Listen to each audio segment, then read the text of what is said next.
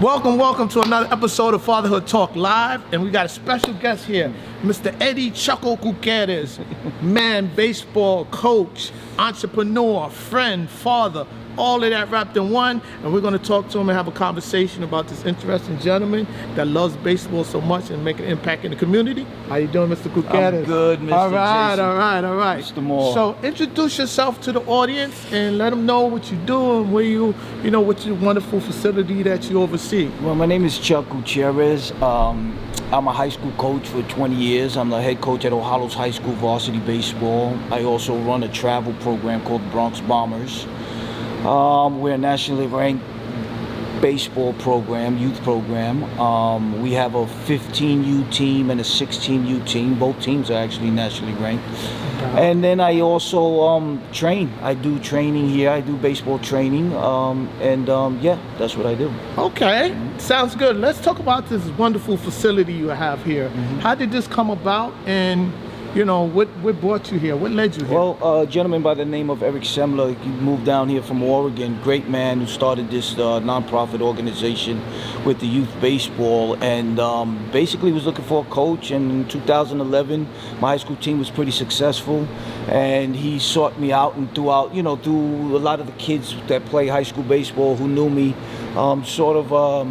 recommended that he come see me, and he did, and I've been with him ever since. Okay, cool. Let's talk about some of the accomplishments. I know you have many, but I just think the audience should know about, you know, a brief accomplishment. I happen to be at some of your championships at Yankee Stadium and the youth 16Y, youth 16U, baseball, yeah. 16U, and I think you three-peated, right? Yeah, so, well, yeah. Yes? So Yeah. let's share a little bit about that experience. Well, I mean, we've been playing in a lot of competitive tournaments. We are a nationally ranked team. And you know, I mean, we play in the perfect game tournaments. A lot of high competition, a lot of high level competition that we compete in, and we travel all over. In the month of July alone, we go from Florida to Atlanta, back to Florida. This year, We're going to take a trip to Arizona.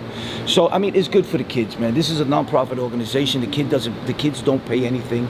They get all their room and board taken care of. Right. Their flights are taken care of, and we compete. We guide them in the right direction. They have to have good grades. That's important. We set a certain standard when it comes to the grades, and we compete every year and give the kids something to do, really. Okay, it sounds good. You have been around a lot of youth baseball. You've been in high school baseball. You've been, you know, professional athletes. What is that it factor, that intangible that you see that you can say, that guy has it, you know?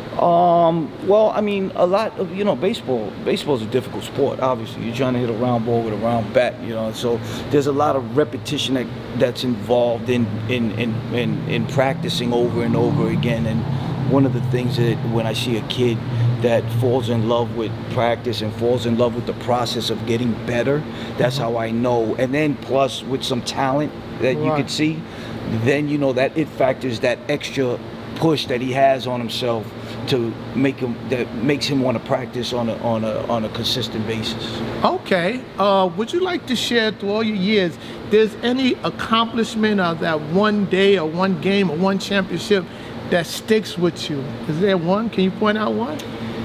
A few. Okay, I could point out one. I mean, we were playing in the championship game in 2011. I had a kid on the hill by the name of James Norwood. James Norwood went on to play for the University of St. Louis, and now he's in the big leagues with the Chicago Cubs. Chicago Cubs, wow. So what happened was we were playing, and James Norwood pitched in our semifinal game, and then won that game, and was coming back in the championship game in only 3 days rest. Wow. And it was tight. It was a 2-1 ball game going into the 5th inning. But in the 5th inning and on 3 days rest and the kind of career that he had in front of him, he was already up to about 80 pitches, and I had to pull him. Yeah. I had to pull him. Of course, it's a championship, but I pulled him for the better of him and protecting the kid. His future. And I had run out of pitching that because we went through all our pitching through that tournament. So, you know, we wound up losing that game, but I feel good now. I went to Citi Field to watch when the Cubs played the Mets, and I went and I saw him after the game and stuff. So that was all worth it. Let me tell you, this guy's connected. He's been in dugouts. He's been around a lot of athletes. So let's talk about fatherhood. I know you have an extensive schedule. You do a lot of traveling.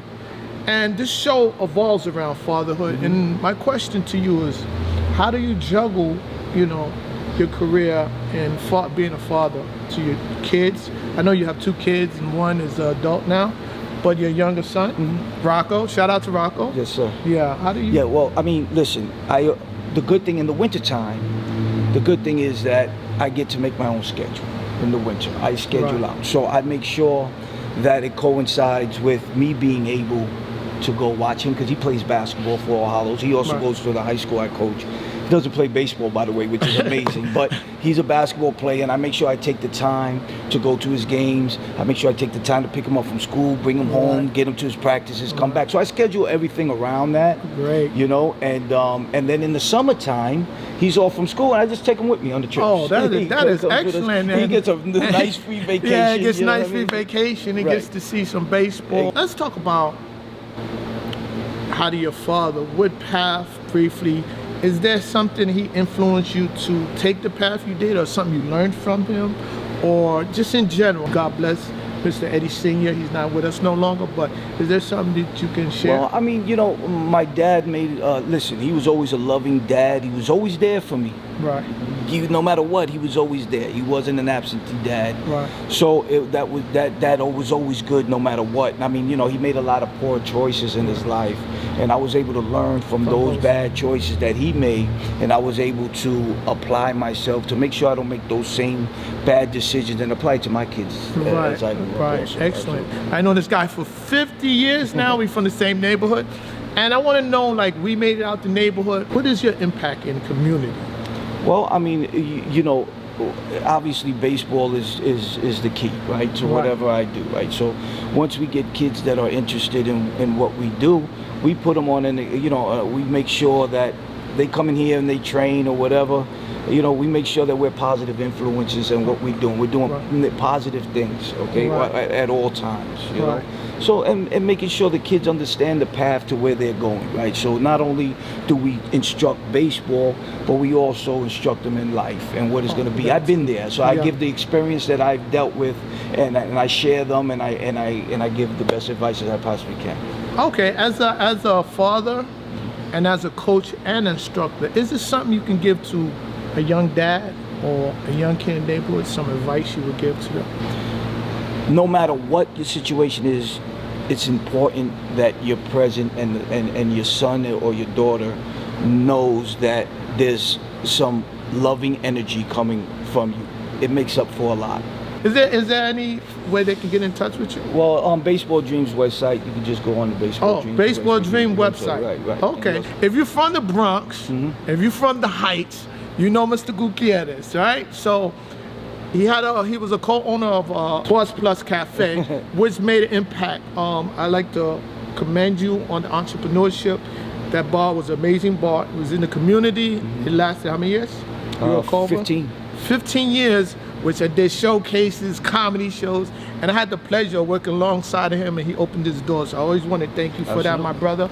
And listen, my last question, I have a special guest here, and I think I asked a question, but I'm gonna put her on the spot. Put your sweater on. And hey, you have a question for Mr. Gutierrez? Stand right there. Yeah. What's your question? My question is, what are some of the hard obstacles as a full-time father? Oh, that's a very good question. Well, you know, trying to get my children, well, my oldest daughter, she's fine, but my youngest son, trying to get him to understand to be a responsible young man, right? So a lot of times kids, what do? They like to be a little bit lazy, and they like to do things their way, and I'm just trying to get him to have some structure and some responsibilities that are very important, and I try to be strong when it comes to him taking care of his own responsibilities. Yeah. Right now we're talking to Eddie Gutierrez. We're gonna ask some more questions.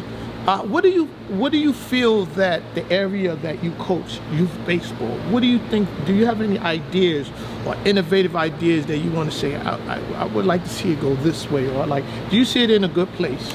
Yes, I do. I mean, listen, one of the things we try to do is get these kids First of all, the objective and the goal here is to make sure they get to go play with a college program. Right. Some D1, some D2, wherever they fit, you know. We got tired of so many times us watching ESPN and we watching, you know, whoever playing in these college World Series, and we don't have no kids from the inner city, right? No minorities, I mean, there's a very few right playing in these games, and we're wondering why. So one of the things our program does is and one of the reasons is because a lot of these kids are behind when it comes to the SATs. So one of the things that our program does is we provide SAT classes for the young guys. That's so cool. Just in preparation for them. And now we have kids going to Lamar University, University of St. Louis. We had a kid in Tulane. We had a kid in Michigan. We had a kid getting ready to go to Duke, which is amazing. We have one kid just recently signed with Cornell, which is an Ivy League school. Ivy League school, Cornell. So and so these are the goals that we're setting. You know, such a high standard for them, and it's a little difficult. Now, not all of them could do that, so we'll put them in place to where they fit. Where do you see yourself in 5 years with this youth baseball, or you know what you're doing, and where do you want to go with your career? Right. No, I mean, we're in 5 years. Listen, I'm affecting lives every single year in the sense of me having some influence in guiding them to where they need to go, and that's satisfactory to me. Right. You know what I mean? So every year I keep rolling, I train, I coach my baseball, I make a living doing all this stuff, and at the same time, I'm guiding some people in the right direction, which feels good, you know, so. Okay, listen, and that's a wrapping up, and I thank you for taking time out, your busy schedule. Absolutely. This is Eddie Choco Gutierrez. The facility is?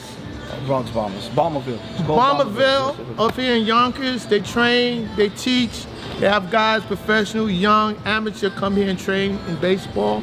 And it was a pleasure being here. And right now, Mr. Gutierrez has a client, and we're going to wrap this up. And thanks for your time, man. You got it, brother. This is Fatherhood Talk Live, Manny. We out. Bye, everybody. All right, thanks. 21 family, let's go, yeah. Over here, controlling the game, the whole crowd getting ready to scream. They know their name, Valdero, CCG and the 21 family. So grab your bags and cleats, you know we rockin' the streets. The clothes that got you need, you know the name, Valdero, controlando el juego.